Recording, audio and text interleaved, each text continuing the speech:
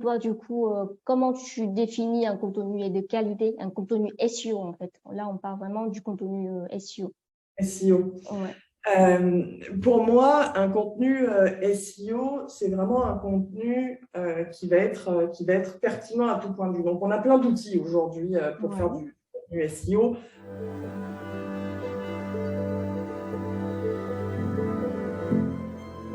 Bonjour à tous, bienvenue à notre deuxième épisode de Portrait partenaire de Randsplorer.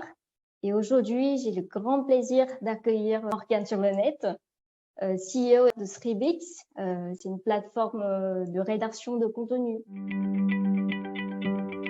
Moi, je suis la fondatrice et CEO de Scribix, qui est un collectif qui se définit comme un collectif de rédacteurs. Donc, on est un peu un format hybride à mi-chemin entre l'agence de contenu et la plateforme. Donc, on a un outil informatique.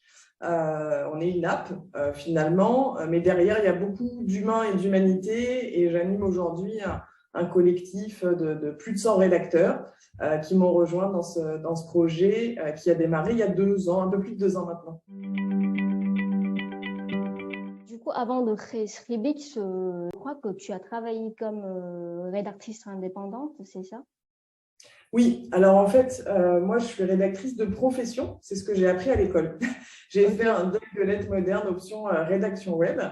Et puis après, j'ai été branchée par la technique, donc je suis allée apprendre un peu voilà, la gestion de projets web de façon plus large. Et finalement, j'ai passé une douzaine d'années à la direction marketing. Et puis en 2014, je suis tombée malade. Voilà, ouais, ça a été un gros coup d'arrêt. Donc, j'ai dû un peu me réinventer ma carrière. Il fallait que je travaille de chez moi. Et du coup, je suis revenue finalement à la rédaction web. Et j'ai travaillé dans une agence où j'ai rencontré Laurent Bourrelli, qui venait animer une formation. Et ça a été une révélation. Voilà, je suis tombée dans la marmite du SEO. Et puis, j'ai eu envie, à un moment donné, voilà, de créer quelque chose qui me permette de mettre en lumière mon métier de rédactrice. Et puis petit à petit, finalement, je me dis, pourquoi chercher à faire autre chose? J'ai peut-être quelque chose entre les mains avec cet outil Ouais. qui peut me permettre de faire quelque chose de plus grand. Et donc, au mois de novembre 2019, je décide d'ouvrir officiellement Scribix sur le monde en créant le site Internet.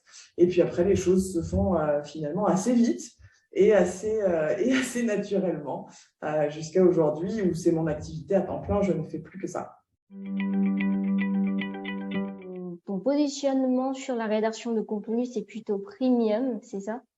Oui. Donc, selon toi, du coup, comment tu définis un contenu de qualité, un contenu SEO en fait? Là, on parle vraiment du contenu SEO.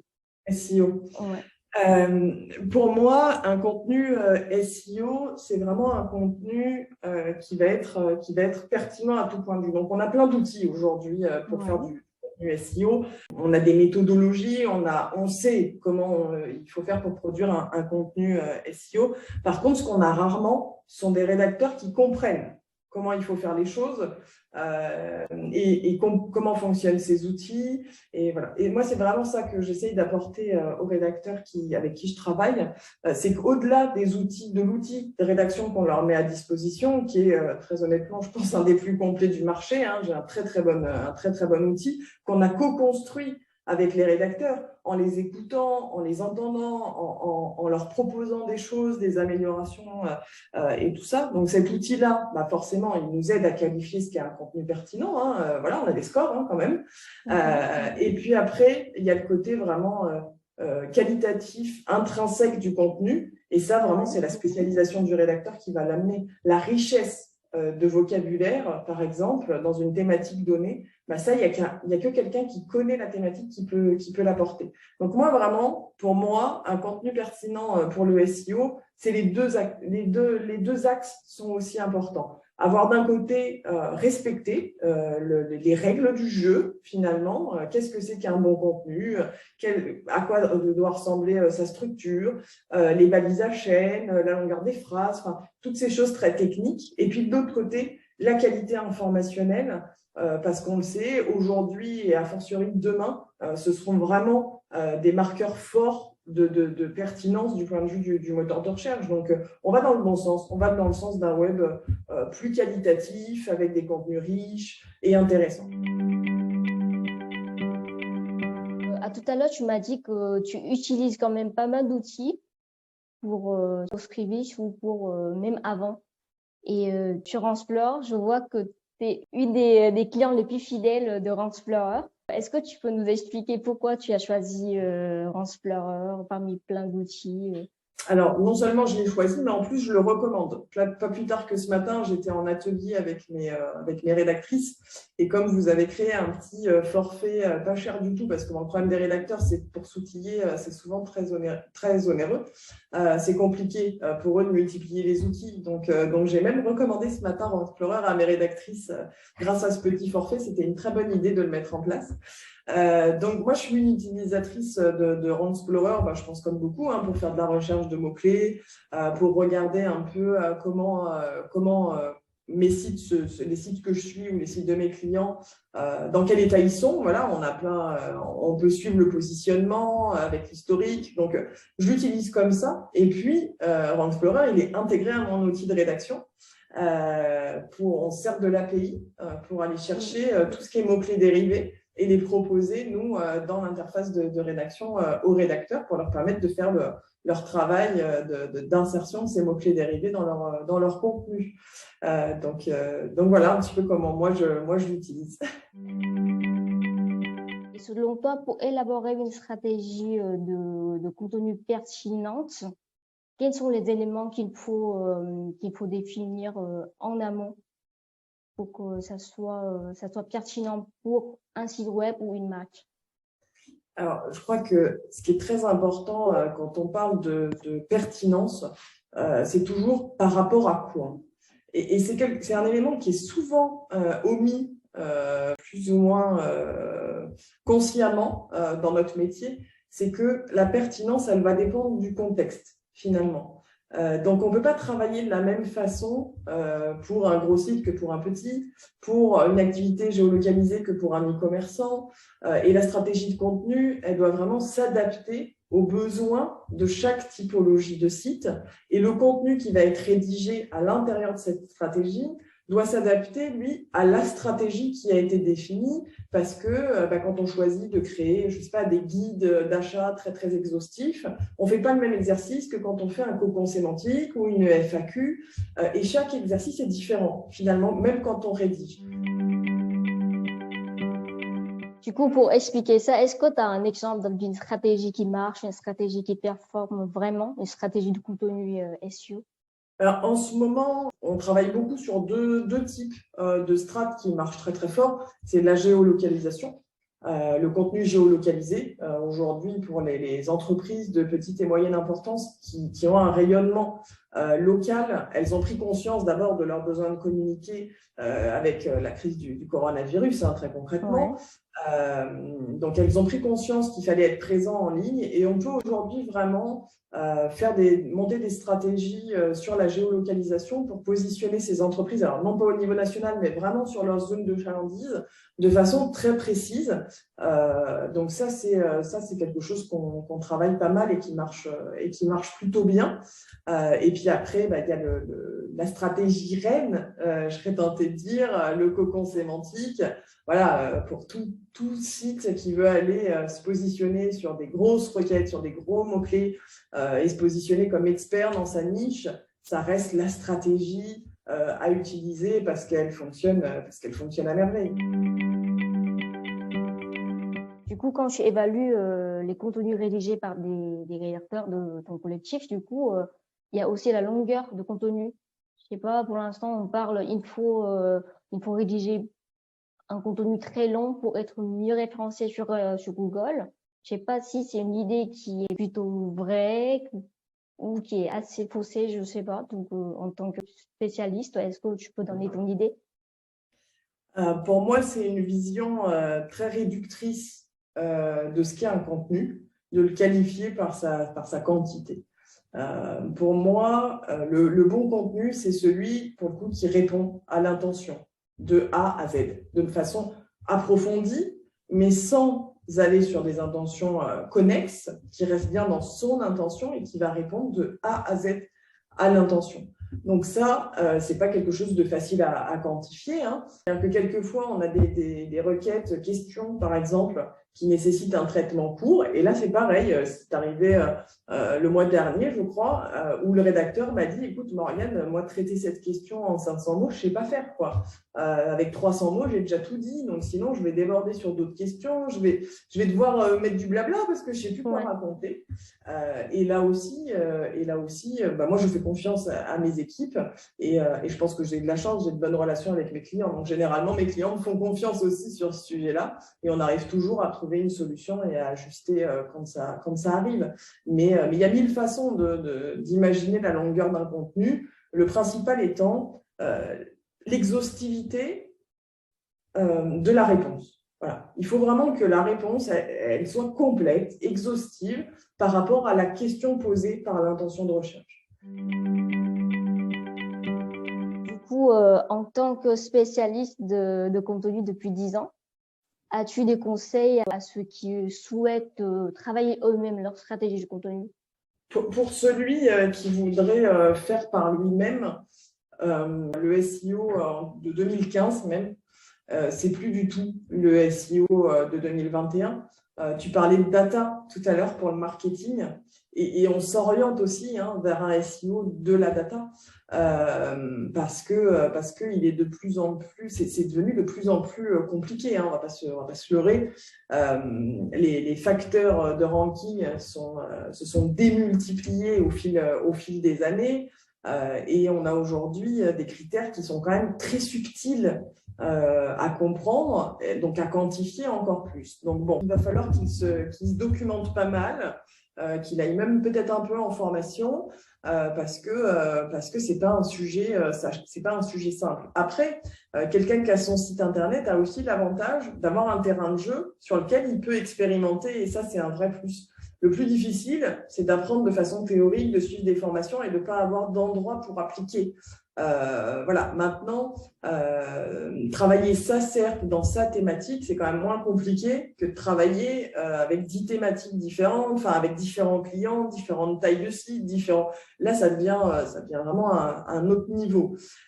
Mais pour celui qui veut travailler son site, la proposition, pour moi, la plus intelligente à faire à une personne qui veut travailler son SEO sur son site, c'est vraiment ça, c'est d'expérimenter. Voilà, de regarder ce que font les autres, ce qu'ils expliquent, et puis de tester, de ne pas s'arrêter à tiens, c'est écrit là que je dois faire 3 articles de blog par mois parce qu'en dessous, c'est pas assez, et puis au-dessus, c'est trop, et puis il faut que je les fasse de 800 mots parce que c'est la moyenne, blablabla. C'est pas vrai. Donc, testez, essayez des articles de 600 mots, 2000 mots, de 2000 mots, testez des trucs et vous verrez ce qui fonctionne finalement. Parce qu'on a tous appris comme ça. Il n'y a pas un SEO sur Terre, un consultant SEO, un expert SEO qui n'a pas appris en faisant. C'est comme ça c'est une discipline empirique à 100%. Donc, il n'y a pas d'autre façon d'apprendre. Honnêtement, l'IA ne me fait pas peur du tout. Pour l'activité des rédacteurs avec lesquels je travaille, à savoir des gens de qualité qui travaillent sur des contenus plutôt premium. Ceux qui ont plus de soucis à se faire, ce sont ceux qui font du low cost, les rédacteurs vraiment, où même la qualité de langue n'est pas super, parce que là, vraiment, ils ont un concurrent de taille qui leur arrive en face. Ou ceux qui ne font pas de SEO aussi, parce que demain, les IA elles seront performantes sur le SEO, puisque finalement, on est sur des choses algorithmiques, donc ça va très bien s'entendre ensemble. Donc voilà. Pour moi, ces IA de génération de contenu, elles peuvent avoir des usages très, très bénéfiques. On a tous en tête la marketplace avec ses 10 000 produits. De toute façon, elle ne fera jamais rédiger ces 10 000 produits à un rédacteur. Et de toute façon, même si elle le donnait à faire à des rédacteurs, ce serait une mission un peu difficile pour des rédacteurs de travailler ça. Donc voilà, l'IA vient répondre à ce besoin-là. Et en ça vient combler un manque. On a aussi des techniques un peu plus black hat, où on faisait du spinning, où on faisait de la rédaction pas chère. Là, ils vont avoir une meilleure qualité. Donc qu'ils utilisent l'IA, je trouve ça très bien. Là où ça me gêne plus, c'est qu'il y a en ce moment des jeunes startups qui se sont montées autour de ces IA, pour le coup, qui les utilisent et qui essayent de faire croire à nos clients, aux annonceurs, donc aux e-commerçants, aux TPE-PME, voilà, que l'IA est capable de faire aussi bien qu'un rédacteur et que c'est la solution pour faire du contenu pas cher.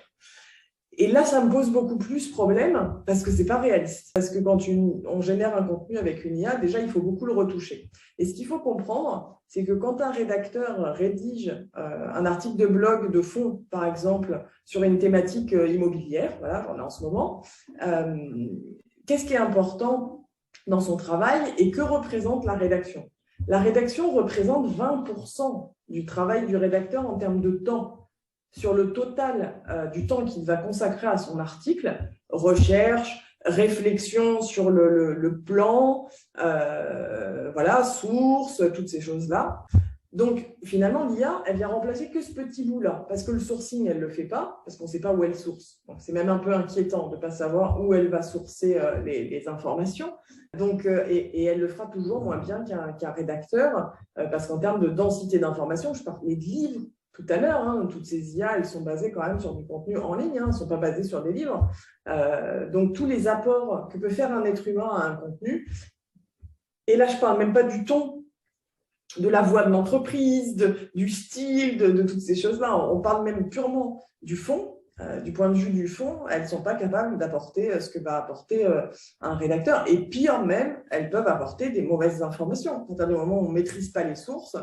Voilà. Donc moi, ces IA, voilà, je les vois d'un bon œil pour certaines choses. Faire du résumé, par exemple, pour le partage sur les réseaux sociaux. Faire des choses comme ça, ouais. Faire un résumé d'article. Pour le coup, ce n'est pas une tâche où l'humain apporte une vraie plus-value. Et est-ce que tu as des prévisions en ce qui se concerne le secteur de contenu d'ici quelques années? Notre activité, elle est quand même intimement liée au moteur de recherche. Donc, comme les SEO, quand on est rédacteur, on subit, là en ce moment, une belle mise à jour d'algorithme. Voilà. Bon, après, on a un petit peu moins peur quand on fait de la rédaction de qualité, je pense, que quand on a d'autres activités du SEO où on sait que Google peut plus facilement pénaliser ou faire des surprises. Mais voilà, on a beaucoup, je pense, à regarder de ce qui va se passer au sein du moteur.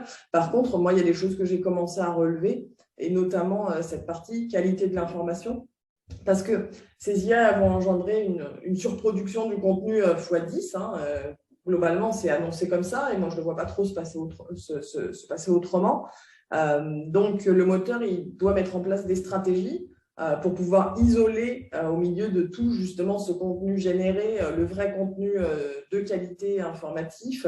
Et pour ça, il va mettre en place des choses. À nous de ne pas rater ces critères-là et de bien nous adapter. Il va falloir continuer à s'adapter. Les outils aussi vont continuer à évoluer. Donc moi, je vois vraiment un rapprochement encore plus fort entre la qualité informationnelle et le besoin du moteur sur les prochaines années. J'ai parié dessus il y a 2 ans, parce que c'était déjà mon état d'esprit il y a 2 ans, et je le vérifie tous les jours finalement. Et aujourd'hui, je crois que la majorité des annonceurs commencent à avoir compris cet aspect-là. Et je pense que ça va faire que s'amplifier et que la qualité, pour moi, c'est vraiment le bon segment sur lequel il faut tabler dans les années à venir. Merci beaucoup pour ton temps, pour ton partage d'expertise, d'expérience avec moi aujourd'hui. Et je te souhaite beaucoup de succès pour Spreevit. Merci beaucoup, Yuyen, c'était vraiment très sympathique. C'est très chouette, merci.